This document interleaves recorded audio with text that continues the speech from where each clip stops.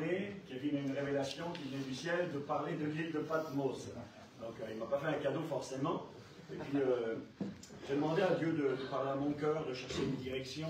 Je l'ai dit et je le répète, lorsque l'on prêche la parole de Dieu, notre but n'est pas d'expliquer des choses. On n'est pas des conférenciers, on ne fait pas des conférences. On est des prédicateurs de l'Évangile. Et nous voulons que nos messages parlent à nos cœurs, que ces messages nous font avancer, que ces messages répondent à nos questions. Et donc, je crois que Dieu va nous parler ce soir, et je vais vous lire la Bible tout de suite, sans perdre de temps. Le verset, il y en a qu'un dans la Bible, où il est question de cet endroit qui s'appelle Patmos, qui est une île très proche d'ici, sur laquelle nous n'irons pas. Et vous le savez, j'en suis convaincu, c'est l'endroit où l'apôtre Jean a reçu la révélation. Hein, le livre de l'Apocalypse, Apocalypse signifie révélation, il va avoir la plus grande des révélations. Déjà, bien sûr, dans la Bible, dans les écrits des prophètes, dans les paroles de Jésus lui-même, nous avions une idée, un aperçu de ce qui attendait le monde. La Bible avait prophétisé, je pense à Daniel le prophète, en particulier Zacharie, Joël, avait annoncé ce qui allait arriver à la fin des temps. Mais là, dans le livre de l'Apocalypse, Jean va avoir la dernière révélation, l'ultime révélation, la plus grande révélation de ce qui attendait le monde entier. Vous savez, l'Apocalypse, c'est un livre que j'étudie depuis presque 30 ans maintenant. Eh bien, ce livre-là a deux messages en réalité. A deux messages. Il y a un message pour les gens qui n'appartiennent pas à Dieu. Et là, c'est vrai, quand on lit l'Apocalypse, ça fait froid dans le dos, ça fait peur l'Apocalypse. D'ailleurs, le mot Apocalypse, aujourd'hui, ça signifie catastrophe. Quand il y a une guerre, quand il y a un tsunami, quand il y a une épidémie qui éclate quelque part, quand la télévision parle, on dit c'est l'Apocalypse. Hein, la fin du monde, la guerre, la désolation, c'est ce que ça veut dire Apocalypse. Alors que Apocalypse, ça veut simplement dire mettre en lumière ce qui est caché. Révélation, informer, annoncer ce qui va arriver. Et quand vous lisez ce livre, vous vous apercevez que le mot heureux est écrit à 7 reprises.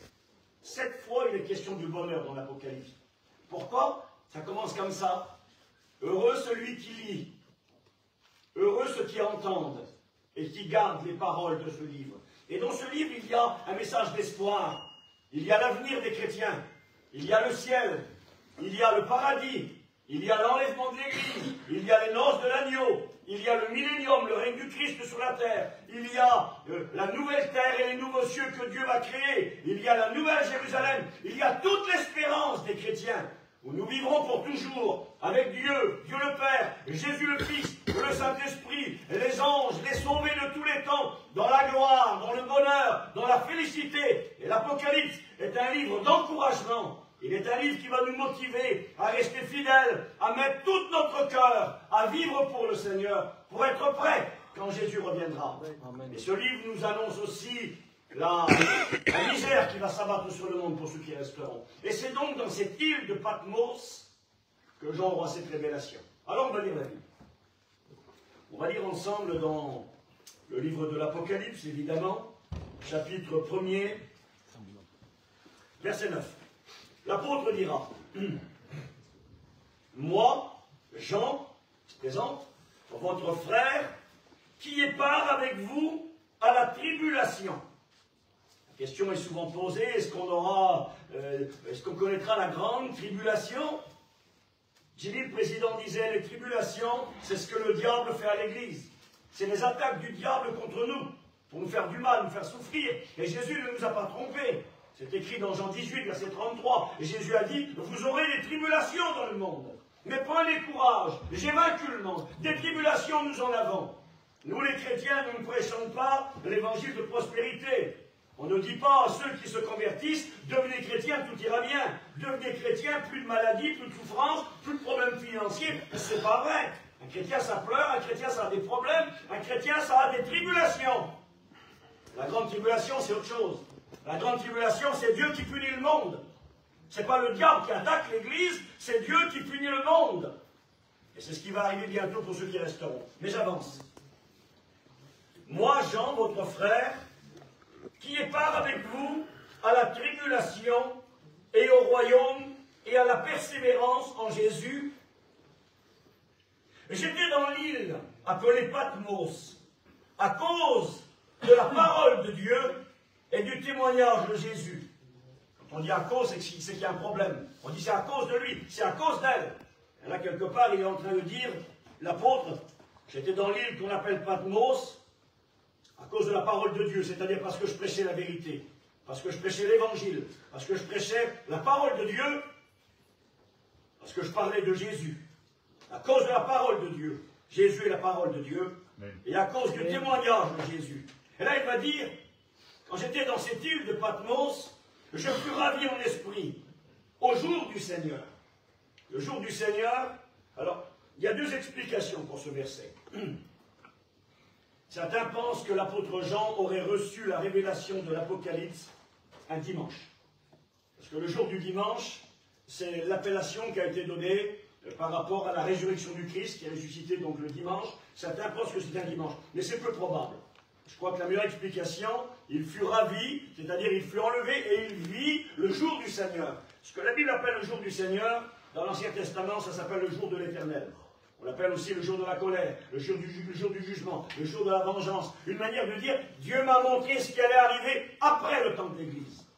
Vous savez, dans Ésaïe 61, c'est le passage que Jésus lira dans la synagogue, Luc chapitre 4, quand Jésus lira le rouleau d'Ésaïe, il dira ceci, « L'Esprit du Seigneur est sur moi, car le Seigneur m'a oint pour annoncer une bonne nouvelle aux pauvres. Il m'a envoyé pour proclamer aux captifs la délivrance, pour renvoyer libres les opprimés, guérir les corps brisés, et publier une année de grâce de la part du Seigneur. » Et Jésus va arrêter la lecture. Il est écrit qu'il va s'asseoir, poser le rouleau, les yeux étaient fixés sur lui, et il va leur dire, « Aujourd'hui, cette parole que vous venez d'entendre, elle est accomplie. » Alors qu'en réalité, le verset continue. Jésus a arrêté volontairement. Je suis venu publier une année de grâce de la part du Seigneur. Et le verset continue et il dit, et un jour de vengeance, car un jour de vengeance était dans mon cœur. Et le jour de vengeance, c'est le jour qui va arriver juste après le temps de la grâce.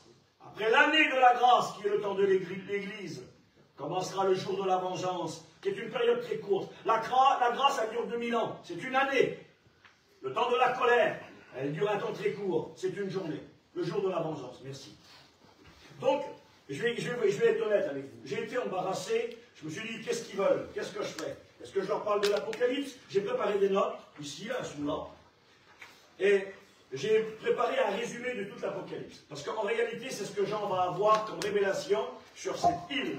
Il va voir la révélation du temps de l'Église. Il y a un verset qui résume tout l'Apocalypse. L'Apocalypse 1, verset 19. Le Seigneur dira à l'apôtre, écris, c'est-à-dire mets pas écrit ce que je te montre, écris ce que tu as vu, écris les choses qui sont, et écris ce qui va arriver après cela. Et on se rend compte que l'Apocalypse, il y a 3 parties. Écris ce que tu as vu, première partie, ce qui est, le temps présent, ce qui va arriver après cela. Et puis quand tu lis ce livre, au chapitre 1er, Jean va voir Jésus, je vous l'ai rappelé cet après-midi, comme il ne l'avait jamais vu. Il le verra dans le Christ divin, le Christ sacrificateur, qui est là dans la gloire, en tant que roi des rois, en tant que juge suprême. Et quand il le voit dans sa divinité et sa gloire, il tombe à ses pieds comme mort et il l'adore. Il ne l'avait jamais vu comme ça.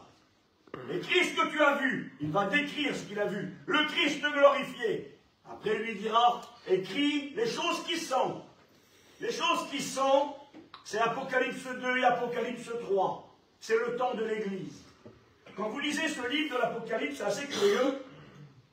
Le mot Église est mentionné 19 fois. 19 fois.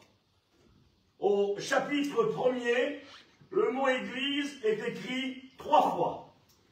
Au chapitre 2, le mot Église est écrit 9 fois.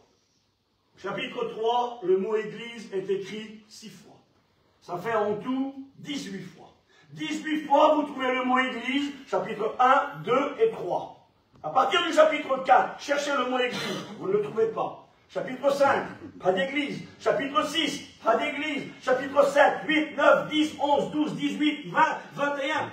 Le mot église n'est plus mentionné, c'est bizarre. Au départ, c'est parle à l'église, dis à l'église, l'église, l'église, l'église. Et après, tout d'un coup, hop, jusqu'au chapitre on 4. de l'église. Au chapitre 22, à la fin, une dernière fois, le mot église réapparaît. C'est moi qui ai envoyé mon ange aux églises pour attester ces choses. Pour que Dieu atteste, pour que tu dises c'est la vérité. Alors, ceux qui étudient la Bible se sont posé la question, mais comment se fait-il 18 fois Église, Église, Église, et tout d'un coup, il semblerait qu'il n'y a plus d'Église. Et effectivement, c'est ce qu'il va y avoir, il n'y aura plus d'Église. Matthieu du chapitre 4. Ça commence comme ça, chapitre 4, verset 1er. Après cela, écris ce que tu as vu, les choses qui sont et les choses qui doivent arriver après cela. Et ça commence comme ça. Après cela, je vis une porte ouverte dans le ciel.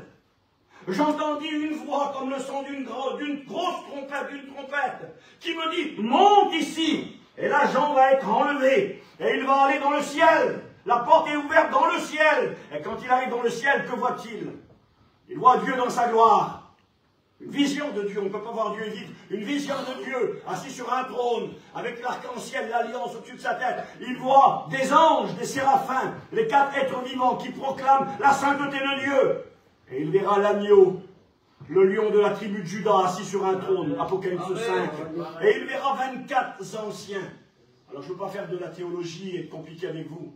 Et sans aller trop loin dans les explications, s'il y en a qui les veulent, je vous les donnerai plus tard. Ces 24 anciens qui sont là dans la gloire, ils chantent un cantique. On peut les identifier à travers leur chant. Ils chantent et ils disent, à celui qui nous aime, ils sont prosternés devant l'agneau. À celui qui nous aime et qui nous a rachetés de toute langue, de toute peuple, de toute nation, et qui a fait de nous des rois et des sacrificateurs pour Dieu son Père. Qui est-ce qui peut chanter un tel cantique? Celui qui nous aime, qui nous a rachetés par son sang, de tout peuple, de toute nation. Qui est-ce qui est racheté de tout peuple? L'Église. L'Église de Jésus. Amen. Nous avons Apocalypse 4 et 5. L'Église dans la gloire, devant l'agneau qui glorifie Dieu, assis sur des trônes. Promesse faite à l'Église du Seigneur. C'est marqué Apocalypse 1, 6. À celui qui nous aime et qui a fait de nous des rois et des sacrificateurs pour Dieu, ils régneront avec lui. L'Église est dans la gloire. Chapitre 6, le voile est levé. L'avenir de ceux qui resteront. Commencent les jugements de Dieu. 19 jugements. Il y aura les 7 sceaux.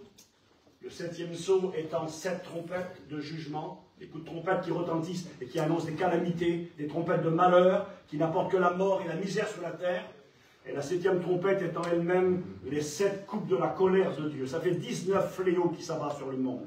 Famine, épidémie, guerre mondiale, guerre nucléaire, des milliards, des multitudes de morts, Satan précipité sur terre, les démons sont là. Alors, je pourrais m'y attarder. Je pourrais faire un survol général et continuer à vous présenter, mais j'ai envie de vous présenter Patmos différemment. J'ai envie que ça soit plus qu'une explication sur l'Apocalypse, un survol de ce livre. Retenez l'idée. L'Apocalypse nous présente l'avenir, et quelque part ton avenir. Tu es dans l'Apocalypse. Soit tu fais partie, et il y a un verset aussi qui résume l'Apocalypse. C'est Apocalypse 12 et verset 12. Il est écrit « Malheur à la terre et à ceux qui habitent la terre », c'est-à-dire ceux qui resteront sur terre, ceux qui aiment la terre, ceux qui ne vivent que pour la terre. On est des terriens, moi je suis un terrien, moi je vis sur la terre. J'ai un camping, j'ai un toit sur ma tête, j'ai une auto, un camion, j'ai une famille à nourrir, je suis un terrien. Je suis un terrien par obligation, mais je suis un étranger sur la terre. C'est pas chez moi ici.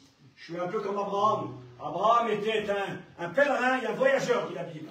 Il était errant, c'était pas chez lui. Il avait en vue une cité dont Dieu est l'architecte. Il était en marche vers le ciel. Il était un citoyen du ciel. Et dans Apocalypse 12, verset 12, il est écrit « Malheur à la terre et à la mer, parce que Satan est descendu vers vous animé d'une grande colère. » Mais c'est écrit également « Réjouissez-vous, cieux, et vous qui habitez les cieux. » Il y a bientôt des hommes et des femmes qui vont habiter le ciel, les citoyens du ciel, les habitants du ciel. Je suis citoyen du ciel.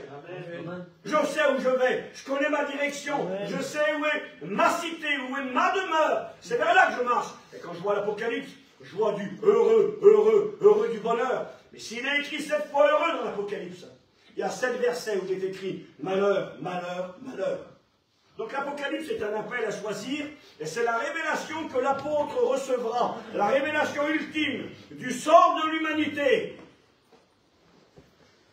qui se manifestera pour le monde, et pour ceux qui appartiennent à Dieu, et un choix est posé. L'Apocalypse nous amène à un choix. Maintenant j'en viens à l'île de Patmos, et là je vais vous donner, peut-être pas ce que vous auriez attendu, je ne sais pas, mais vous dire un mot de Dieu. Cette île de Patmos, ce n'est pas, excusez-moi, Punta Cana.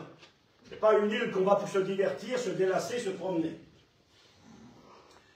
L'île de Patmos est un rocher désertique sur lequel ne pousse quasiment rien. Il n'y a quasiment pas de verdure, quasiment pas d'arbres. Et les Romains avaient choisi cette île parce que c'était un endroit hostile, isolé, duquel on ne pouvait s'échapper. C'était un bagne, c'était un camp de la mort. C'est là que les Romains avaient décidé de placer les plus dangereux meurtriers et les ennemis des Romains. On les plaçait, ceux qu'on ne voulait pas tuer, on les plaçait là. C'était une manière de dire, ils vont être oubliés de tous et ils vont mourir. Et dans cet endroit, on forçait les gens à travailler. C'était une île de travaux forcés. À creuser de creuser la pierre, à travailler la pierre, et on tapait les gens à coups de fouet, et les gens avaient très peu de nourriture. C'était les camps de la mort, comme les Allemands pendant la Deuxième Guerre mondiale. Et c'est là, dans cette île de la mort, d'ailleurs c'est ce que ça signifie, Patmos. Ça signifie ce qui est mortel, ce qui amène la mort, ce qui est éphémère. Mais c'est intéressant parce que ça veut dire aussi fascinant, quelque chose qui nous attire. C'est terrible, c'est l'endroit qui représente la souffrance et la mort, mais quelque chose qui nous attire, une attraction irrésistible. C'est ce que ça veut dire fasciné. Je suis fasciné, je suis obligé de regarder, obligé d'aller vers. Il y a un message dans cette île.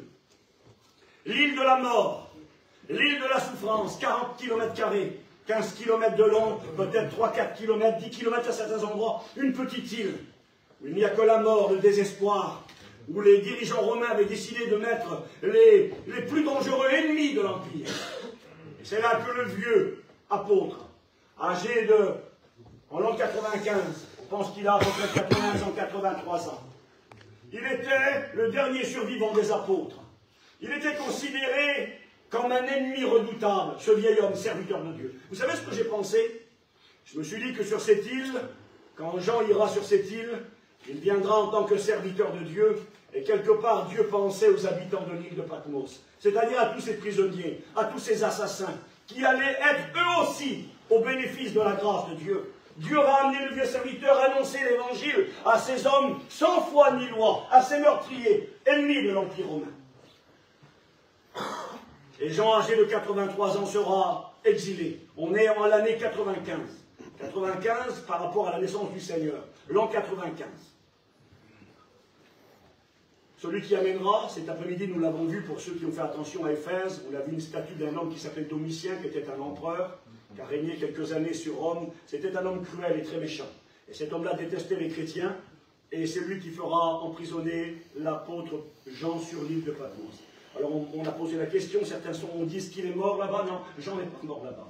Parce qu'en l'année 96, Domitien l'empereur sera assassiné par son propre peuple. Il était tellement méchant et cruel, tellement dur, qu'ils ont monté un complot et ils l'ont tué. Et l'apôtre Jean a dû rester maximum 18 mois. Entre 1 an et 18 mois sur l'île. Et après l'empereur Domitien, c'est l'empereur Nerva qui a pris sa place. Et tout de suite, il a fait libérer l'apôtre Jean de la prison. Alors on pourrait se poser la question, pourquoi Dieu a-t-il permis? Pourquoi Dieu a-t-il permis que ce vieux serviteur de Dieu de 83 ans soit arrêté, amené dans une prison, à ciel ouvert, en exil, à un camp de la mort, un camp de travaux forcés? Est-ce que Jean a été battu? C'est possible. Est-ce que Jean a dû travailler sous le fouet? C'est possible. Est-ce que Jean a été privé de nourriture? C'est possible. Alors vous savez, on pourrait se dire, mais comment ça se fait que Dieu a laissé faire? Le vieux serviteur de Dieu. Alors ça, est-ce que c'est vrai? Je ne sais pas. C'est peut-être de la mythologie, c'est-à-dire des histoires inventées. Mais tous les pères de l'Église et les pères apostoliques, c'est-à-dire les hommes qui ont côtoyé les apôtres là, eh bien ils disent, j'ai relu encore tout à l'heure, beaucoup disent la même chose. Ils disent que l'empereur a voulu faire mourir Jean et qu'il l'aurait plongé dans de l'huile bouillante. Il aurait fait bouillir de l'huile et qu'il aurait plongé l'apôtre à l'intérieur et qu'au lieu de mourir, quand il est sorti, il n'avait rien du tout. Et voyant que cet homme ne mourrait pas devant le supplice de l'huile bouillante, il l'aurait fait exiler à Patmos. Je ne sais pas si c'est vrai, si c'est fondé ou pas, mais toujours est-il que l'apôtre va être exilé dans cet endroit, et on se pose la question, mais Seigneur, pourquoi? Pourquoi Dieu n'a-t-il rien fait? Pourquoi Dieu n'a-t-il pas empêché? Et c'est ce que j'aimerais vous dire ce soir. À travers l'île de Patmos, moi, le message qui vient à mon cœur, ce n'est pas moi qui l'ai inventé. Je pense à notre vieux professeur Tarzan qui est parti près du Seigneur. Je crois que la dernière fois qu'il a prêché à la Convention, il a prêché sur Patmos. Il a expliqué quel était pour lui le message que Dieu voulait nous transmettre. Un un serviteur de Dieu, un vieillard qui connaît des tribulations, des persécutions, des privations, des coups, des souffrances, un exil. Il ne sait pas ce qui va arriver, mais là, sur cette île, et c'est ce que je crois, l'idée était que derrière Domitien, le diable était à l'œuvre. Soyez avec moi quelques minutes. Le diable était à l'œuvre pour essayer d'arrêter le plus vieux des serviteurs, celui qui avait connu Jésus personnellement, le plus vieux, le dernier apôtre de l'agneau.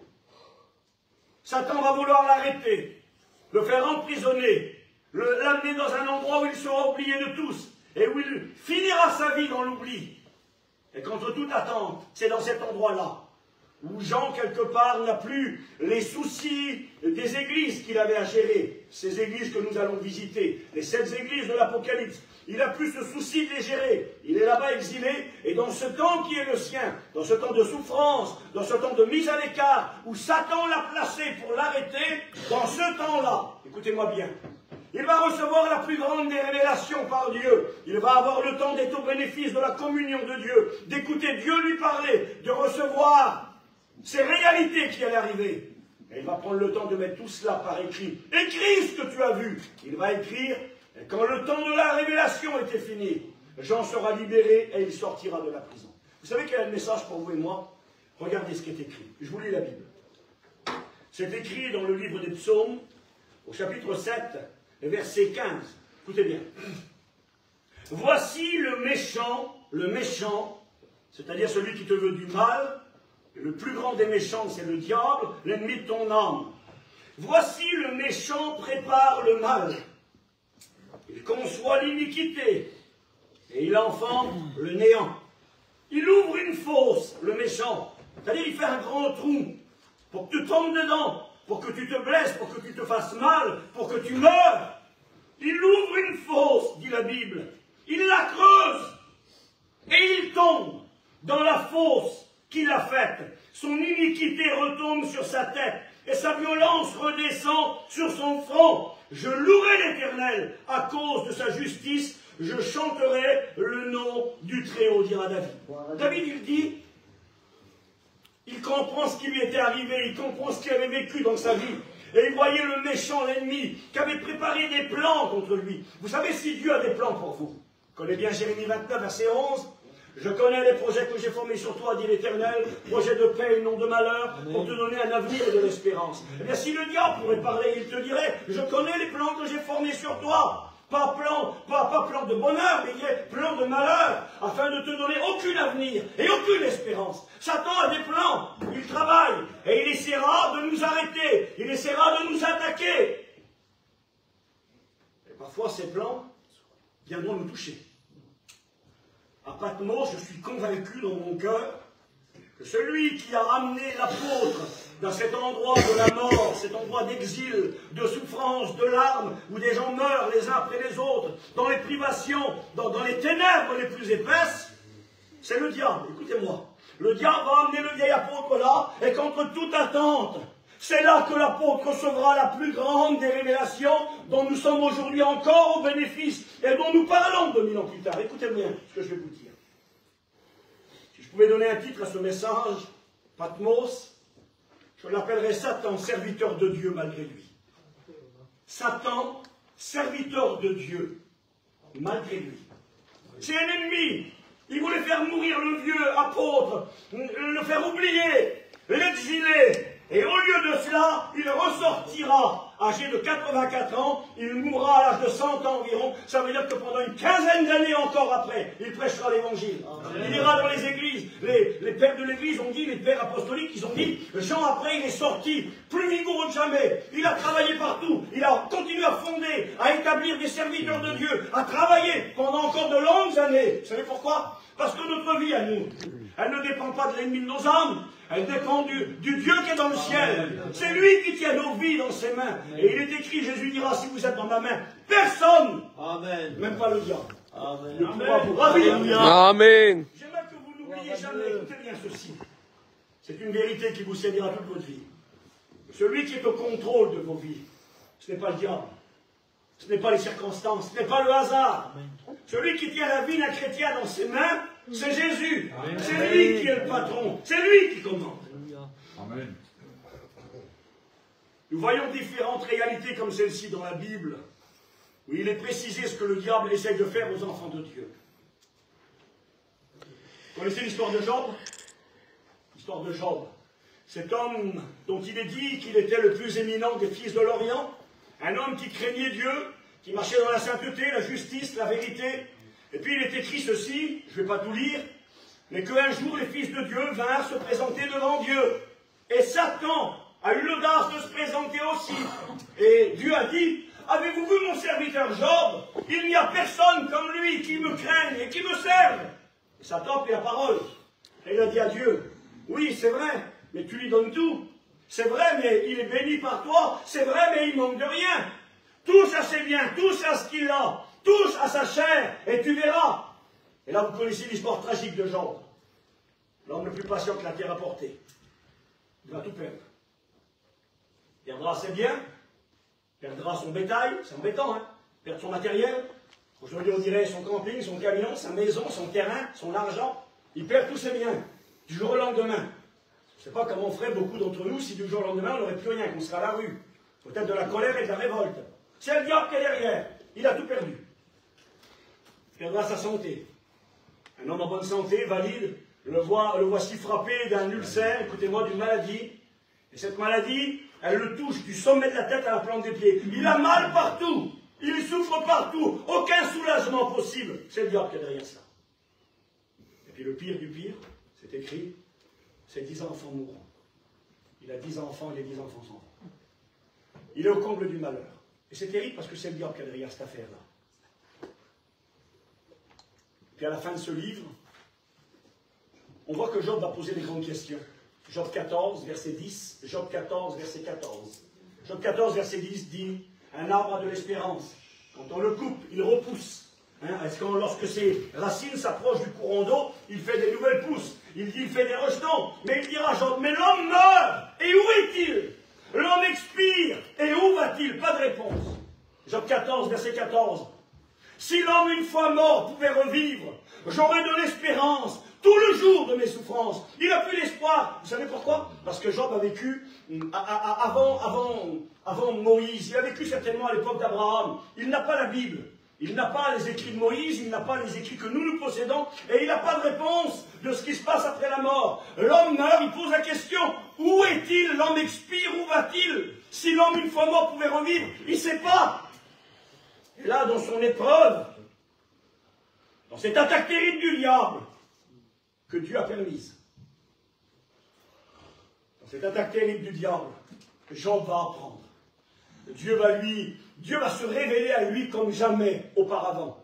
Vous vous rappelez la fin du livre de Job, chapitre 42, qu'est-ce que dira Job? Il dira à l'Éternel, il dira, Seigneur, Éternel, mon oreille avait écouté parler de toi. Mais maintenant, mon œil t'a vu. Amen. Ce qui a permis à Job de voir le Seigneur, de voir la gloire de Dieu, de comprendre qui est Dieu, ça a été cette attaque redoutable de l'ennemi. Je vous dis ceci, dans le livre de Job au chapitre 19, après avoir été éclairé, après avoir reçu la révélation, il dira ceci, je voudrais que mes paroles soient écrites dans un livre. Après il ira plus loin. Je voudrais que mes paroles soient gravées avec un burin, sur la pierre, c'est-à-dire pour passer à la postérité, pour que les gens qui viendraient après puissent aussi être informés. Et il dira ceci, c'était quoi le message que Job voulait transmettre quand il a été éclairé, quand il a compris, quand dans son épreuve, Dieu lui a parlé. Il dira, je sais que mon Rédempteur est vivant et qu'il se lèvera le dernier sur la terre quand mon corps retournera à la poussière. Qu'est-ce qui va arriver? Il parle de la mort, mais Dieu l'a éclairé. Quand mon corps retournera à la poussière, qu'arrivera-t-il, Job, alors? Il dira, alors, mes yeux verront Dieu. Amen. Il me sera favorable. Mon âme languit d'attente au-dedans de moi. Un peu comme Job, un peu comme Paul, pardon. Ça veut dire, je désire ardemment que ce jour arrive rapidement.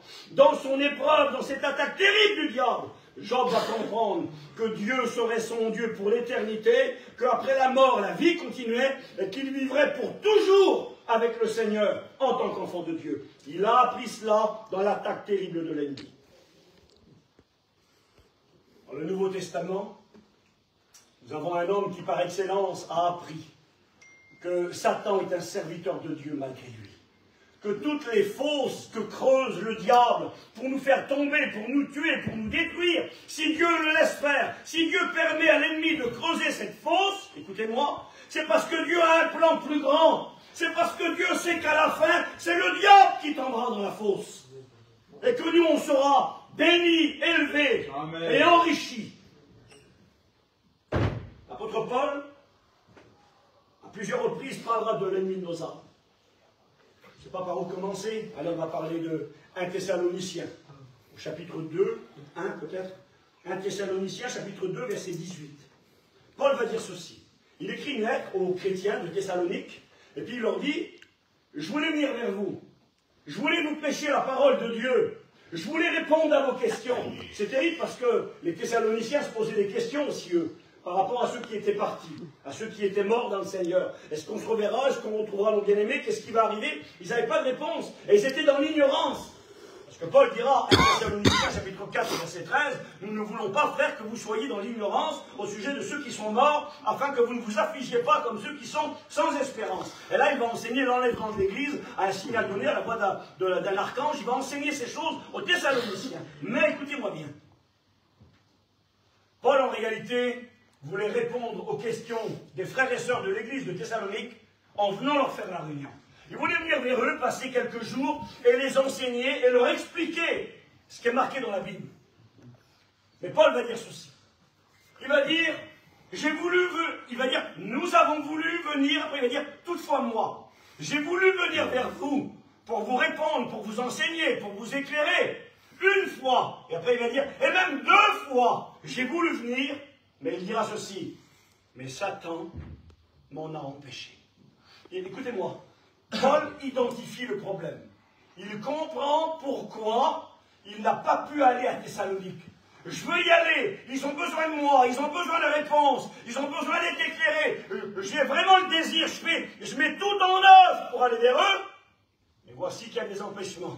Le diable va arrêter l'apôtre. Écoutez-moi, comment va-t-il l'arrêter? Il va le jeter en prison. L'apôtre Paul, il n'a rien fait de mal, il ne mérite pas la prison. Et voici que Paul est jeté en prison. Et là, dans la prison, parce qu'il ne peut pas y aller, parce que le diable l'a jeté en prison, c'est terrible. C'est le diable qui a jeté Paul en prison. Et Paul dans la prison injustement. C'est terrible parce que des fois dans ses lettres, Paul dira, c'est en pleurant que je vous écris ces lettres. Il va dire, regardez avec quel gros caractère je vous écris à l'église de Galate. Pourquoi? Parce qu'il avait un problème de vue. Il avait du mal à lire et à écrire. Et il va dire, regardez les grosses lettres que je fais. Il avait du mal, ça lui coûtait beaucoup. Écoutez-moi. Et quand il est en prison, peut-être en pleurant, peut-être avec des commandes, des pourquoi, des questions, sachant que c'est le diable qui est derrière la mise en prison, derrière le fait qu'il soit arrêté, il va dire ceci. J'ai voulu venir 2 fois et 3 fois, mais le diable m'en a empêché. Alors vous savez ce qu'il a fait? C'est tout simple, hein? Il a pris sa plume. Et en pleurant peut-être, il a commencé à écrire aux Thessaloniciens sa première lettre et sa deuxième lettre. Il a commencé à leur donner des réponses. Sur ceux qui étaient morts dans le Seigneur, on se retrouvera. Il y aura l'enlèvement de l'Église. Jésus ramènera avec lui et par lui et avec lui ceux qui sont morts. Jésus va les ramener. Et nous partirons avec eux ensemble. Nous serons toujours avec le Seigneur. Consolez-vous par ces paroles. Il va leur donner des réponses. Il va parler du moment où l'Église partira dans le ciel, lorsque l'Antéchrist paraîtra. Et viendra à la fin des temps, il va dissiper le trouble, donner des lumières dont on se sert aujourd'hui. Pourtant, c'est Satan qui a mis Paul en prison. Et dans la prison, quand il a écrit ses petites lettres en pleurant avec beaucoup de tristesse, il aurait aimé aller faire la réunion. Il aurait aimé aller prêcher à Thessalonique. Mais au final, mettant par écrit ce qu'il voulait leur dire, Paul ne le réalisait pas. Même lui ne l'a pas vu venir. Il est triste quand il dit c'est le diable qui m'empêche. Et quelque part, aujourd'hui, dans le ciel, Paul a compris, Dieu a dû lui dire, tu sais, Paul, c'est pas le diable qui t'a empêché. C'est pas lui le patron, c'est moi le patron. C'est moi qui ai laissé faire le diable. Parce que quand il t'a mis en prison, ça t'a obligé à mettre par écrit ce que tu voulais leur dire. Tu étais triste, toi. Tu savais pas. Mais ce que tu allais mettre dans les petites lettres là, ça allait être ramené aux Thessaloniciens. Ça allait être ramené dans les différentes églises. Ça allait être recopié, recopié, recopié. Ça allait être mis dans un livre qui s'appelle la Bible. Et dans le Nouveau Testament. Et ça allait devenir le livre le plus répandu, le plus vendu dans le monde. Amen. Des milliards et des milliards de livres sont écrits, le plus vendu. C'est quelque part, excusez-moi, Satan, serviteur de Dieu malgré lui. C'est grâce au diable qu'on a les écrits de Paul. C'est grâce au diable qu'on a les écrits des Thessaloniciens, parce que Paul a été mis en prison contre son gré. Mais nous servons le Dieu que quand l'ennemi fait un trou pour qu'on y tombe, pour nous détruire, ça a été vrai pour Patmos et l'apôtre Jean, ça a été vrai pour Paul, mis en prison, parce que nous servons le Dieu qui est au-dessus de l'ennemi. Et s'il le laisse faire, c'est parce qu'il a un plan. L'apôtre Paul dira, 2 Corinthiens chapitre 12, il avait un problème, on ne sait pas ce que c'est exactement. Il avait ce que la Bible appelle une écharde dans la chair. Une écharde, c'est un morceau de bois que tu te rentres dans la main, dans le corps, et qui te fait mal, qui te fait souffrir. Et il va dire au Seigneur, eh bien, j'ai une écharde dans la chair, qui me fait mal, qui me fait souffrir. Et 3 fois, j'ai prié le Seigneur de l'enlever. Il a dit, Seigneur, je t'en supplie, fais que ça arrête, j'en peux plus. C'est quoi l'écharde? C'était quoi cette différence? Certains ont dit la maladie, c'est possible. Paul va dire, l'écharde, c'est un ange de Satan, un démon, le diable. Il va dire un ange de Satan qui vient pour me souffleter et qui me cause des problèmes partout où je vais. Le mot souffleter, ça veut dire provoquer, un soufflet. Ça se faisait dans le passé, on mettait une gifle à quelqu'un, c'était de la provocation, un soufflet. Quelque part, il a pour dire, le diable se moque de moi, le diable est en train d'essayer de m'irriter, de m'attaquer. Et il me fait souffrir. Et bien, j'en ai marre de ces souffrances. Il identifie. C'est un ange de Satan qui vient me faire ces misères. Il veut dire, Seigneur, fais qu'il arrête. Et le Seigneur va dire, non, Paul. Non, pourquoi non alors? Ma grâce te suffit, car ma puissance s'accomplit dans la faiblesse. C'est moi qui ai permis cela pour que tu ne deviennes pas un orgueilleux, Paul. À cause des révélations que tu as reçues. Paul, tu as vu le paradis. Paul, tu as vu le Christ ressuscité. Paul, tes mouchoirs, ils guérissent les malades. Tu ne te rends pas compte de ce que je fais à travers toi? Tu pourrais t'enflammer, mais à cause de cette écharde que Satan vient, que je laisse faire l'ennemi, c'est pour te garder humble. Et c'est pour ça que Paul dira, regardez, parlant de ses attaques, quand il parle de son écharde, dans 2 Corinthiens, Paul dira ceci, je lis vite, je me dépêche. Il dira, 2 Corinthiens, chapitre 12, et pour que je ne sois pas en fait d'orgueil, verset 7, à cause de l'excellence de ces révélations, il m'a été mis une écharde dans la chair, un ange de Satan pour me souffleter, pour m'empêcher de m'enorgueillir. 3 fois, j'ai prié le Seigneur de l'éloigner de moi. Mais il m'a dit, ma grâce te suffit, car ma puissance s'accomplit dans la faiblesse. Verset 10, écoutez bien ce que dira l'apôtre. C'est pourquoi je me plais. Ça veut dire que je suis content. Content de quoi, Paul? C'est pourquoi je me plais dans les faiblesses. C'est quand je suis faible. Dans les outrages, dans les calamités, dans les persécutions, dans les détresses pour le Christ, car c'est quand je suis faible que je suis fort. Amen. Amen. L'ange du diable qui vient attaquer l'apôtre, lui faire du mal, et lui faire de la misère, et Paul il dit j'en ai marre, Seigneur, que ça s'arrête, il faut que ça s'arrête. Regarde ces attaques, regarde l'ennemi qui me fait de la misère. Et Dieu lui dit, écoute Paul, je te dis pourquoi. C'est pour ton bien. C'est moi qui te contrôle, c'est moi qui commande. Regarde le diable, il fait de la misère, il est content, il ne comprend rien. C'est pour t'empêcher de devenir un orgueilleux. C'est parce que je te tiens dans mes mains. C'est parce que je te protège. C'est parce que je protège l'œuvre de Dieu. C'est parce que moi je suis plus grand et que j'ai un plan pour ta vie. Amen. Et vous trouvez ça donc dans la vie de Job. Vous trouvez ça dans la vie de Paul. Et je vais me dépêcher, je vois que vous êtes fatigués. Je vous donne un dernier exemple. C'est le plus grand des exemples. La plus grande fosse que Satan a creusée. Le plus grand Patmos du diable. Il a acheté l'apôtre Jean en prison. Il recevra la révélation de l'apôtre. Écoutez-moi, je vais vite finir. Il touchera à la vie de Job, à sa famille, à ce qu'il possédait. Dieu lui révélera qu'il est son Dieu pour l'éternité, qu'il y a plus que les choses de la terre. Il y a l'éternité avec Dieu. Et le plus grand Patmos, la plus grande attaque du diable, c'est Golgotha. C'est Golgotha. Regardez ce qu'il est écrit dans l'évangile de Jean, chapitre 8. Je lis pour vous la parole de Dieu. Jean, chapitre 8. C'est marqué comme ça, verset 40. C'est Jésus qui parle. Il dira aux dirigeants religieux d'Israël, mais maintenant, vous cherchez à me faire mourir, moi qui vous ai dit la vérité, que j'ai entendue de Dieu. Vous faites les œuvres de votre Père. Quel Père? Verset 44. Vous avez pour père le diable, et vous voulez accomplir les désirs de votre père. Il a été meurtrier dès le commencement, il ne se tient pas dans la vérité. Jésus est en train de dire, vous voulez me faire mourir, vous voulez me tuer, et accomplir la volonté de votre père, le diable. C'est terrible, Parce qu'à travers ce verset, nous voyons qu'à un moment donné, derrière la crucifixion de Jésus-Christ, le diable sera à l'œuvre pour arrêter Jésus, pour l'amener à la croix. Et Jésus finira crucifié, élevé entre ciel et terre, des clous dans les mains, dans les pieds, Satan qui le provoque. Jésus meurt sur le bois de la croix. Et je ne sais pas si vous avez écouté notre frère Paillon qui est parti près du Seigneur, quand il parlait du Christ crucifié à la croix, il disait ceci. Il disait quand Jésus est mort sur la croix, dans le royaume des ténèbres, Satan a invité tous ses démons. Tu te rappelles de ça, Abraham? Il a invité tous ses démons et il a dit donc réunion à volonté, champagne pour tout le monde. Jésus de Nazareth est mort. Il n'apposera plus les mains aux malades. Il ne ressuscitera plus les morts. Il ne bénira plus les malheureux. Il est mort. C'est fini.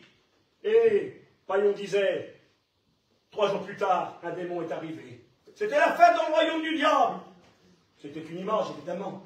La fête dans le royaume du diable. Et un démon est arrivé. Il a dit, Satan, j'ai quelque chose à te dire. Arrête, fais la fête. Jésus est mort, c'est fini. On l'a tué. Terminé, Jésus de Nazareth. Affaire classée. J'ai quelque chose à te dire. Réjouis-toi. Non, écoute, j'ai quelque chose à te dire. Qu'est-ce que tu as à dire? Et Jésus, oui, il est mort. Non, comment non? Il est ressuscité. Amen. Et Jésus mourant sur la croix de Golgotha. Satan, serviteur de Dieu malgré lui. C'est lui-même qui se condamnait. Jésus a dépouillé Satan à la croix de Golgotha. C'était le plan de Dieu que Satan n'avait pas compris. J'aimerais vous dire ceci. Patmos, ce message pour vous et moi, écoutez-moi bien, j'ai fini. Ce message que dans tous les moments où le diable viendra vous attaquer, faire de la misère, faire du mal, vous faire pleurer, vous laissez croire que Dieu vous a oublié et abandonné. Souvenez-vous toute votre vie de ce message-là.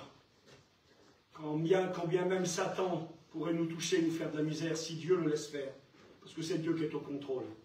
C'est parce que Dieu, il a un plan plus grand derrière. J'ai écouté ce témoignage un jour, vous l'avez peut-être écouté, je vous le rappelle. Une femme chrétienne, hein, tu la connais, Abraham? Tu la penses?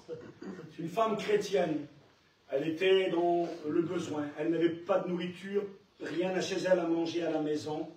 Et puis l'histoire nous dit qu'elle avait un patron qui était très méchant, et qu'il méprisait les chrétiens, et qu'il ne l'aimait pas à elle. Et puis là, quand il a appris que cette femme était sans moyens et sans argent, il a voulu lui faire plus de mal encore. Il a donné un ordre à un de ses ouvriers, soyez avec moi 2 minutes. Il lui a dit, écoute, tu vas aller au magasin. Tu vas remplir le caddie de nourriture, de plein de bonnes choses, et tu vas aller le ramener à cette femme-là, qui est dans le besoin. C'était une chrétienne. Il la détestait, il voulait lui faire du mal. Et quand tu arriveras à la maison, tu lui présenteras le caddie rempli, et tu lui diras, c'est le diable qui t'envoie ceci. Comme c'est une chrétienne, elle le refusera, et ça la fera souffrir encore plus. Quel vilain personnage. L'ouvrier a obéi, il a rempli le caddie de nourriture, de tout ce qui était bon, des bonnes choses. Il est arrivé à la maison de la petite chrétienne. Il a toqué à la porte, elle a ouvert la porte, elle a vu tout ça, elle avait des grands besoins, elle était tellement contente. Et il se préparait à lui dire, c'est le diable qui te donne ça, pour qu'elle soit malheureuse et qu'elle refuse. Et puis quand il lui donne le caddie rempli, il lui dit, vous ne voulez pas savoir qui est-ce qui vous emmène ça? Avec de la moquerie pour lui faire du mal. Et la petite chrétienne a regardé cet homme, elle a dit, monsieur, je n'ai pas besoin de savoir qui m'envoie cela. Parce que vous savez, quand Dieu donne un ordre, même le diable, il obéit. Quand Dieu donne un ordre, même le diable, il obéit. Et ça, il faut le prendre dans vos cœurs. Amen. Quand Dieu donne un ordre, même le diable, il obéit. Alléluia. Patmos, c'est ce message pour vous et moi. C'est le message que celui qui est au contrôle, bien sûr, c'est l'Apocalypse, bien sûr, c'est l'avenir du monde, bien sûr, c'est les révélations. Mais c'est ce message qu'on ne doit jamais oublier. Celui qui contrôle la barque, ce n'est pas le diable. Le diable est un ennemi puissant et redoutable. Et le Dieu que nous servons, il est tout puissant. Satan est puissant et fort, mais le Seigneur, il est tout puissant. J'aurais fini, je vous dis ça. Romains 8, verset 28, toutes choses concourent ensemble pour le bien de ceux qui aiment Dieu. Est-ce que tu connais cette histoire, Abraham? L'histoire de l'homme qui voulait tuer son âne? Non. Ah, tu ne la connais pas, cette histoire. Je vous la raconte une seconde. Un homme avait pris la décision de tuer son âne. Il voulait s'en débarrasser. Mais il n'a pas eu le courage de le tuer franchement, de lui mettre un, je sais pas moi, un coup de marteau, un coup de fusil. Il s'est dit, je vais faire un trou, je vais mettre mon âne dans le trou, et puis je vais l'enterrer. C'est pas terrible, c'était son idée. Il voulait se débarrasser de l'âne. Il a creusé un trou, il a mis l'âne à l'intérieur du trou, et puis là, l'histoire nous dit qu'il a commencé à regarder l'âne, il a jeté la terre sur l'âne pour l'enterrer vivant. C'est terrible. Et à un moment donné, il a regardé cet âne qu'il regardait, il s'est dit, je ne peux pas l'enterrer comme ça. C'est trop terrible. Alors il s'est dit, je vais tourner le dos, je ne le regarderai plus, et je vais jeter les pelletés derrière mon dos, et je vais l'enterrer comme ça. Et l'histoire nous dit qu'il a commencé à prendre la pelle et acheter une pelletée, 10 pelletées, 100 pelletées, et il a vidé le tas de terre. Et quand il a fini de jeter le tas de terre, il avait creusé un trou terrible. Et l'âne allait finir enterré à l'intérieur. Et quand il a fini la dernière pelletée dans son cœur, il disait, ça y est, c'est fini. L'âne est parti. Et quand il s'est retourné, il a regardé. Et qui c'est qui était derrière lui? L'âne était là. À chaque fois qu'il jetait une pelletée de terre, l'âne ne se laissait pas enterrer. Il marchait sur la pelletée de terre. Il marchait sur la pelletée de terre. Et à la fin, quand il achetait tous les pelletés, l'âne était là. Ça vous fait rire?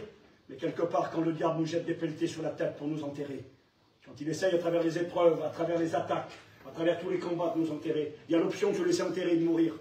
Il y a l'option de dire, je vais marcher sur la pelletée de terre. Amen. Et à la fin de l'histoire, Amen. on sera là debout. Parce que Satan, même s'il nous fait la guerre, est un serviteur de Dieu malgré lui. Patmos, c'est le message pour vous et moi. On en parle 2000 ans plus tard. On a voulu arrêter l'homme de Dieu. Ça a été la plus grande révélation de tous les temps. Satan ne pourra pas t'arrêter. On va prier le Seigneur. Amen. On va prier le Seigneur.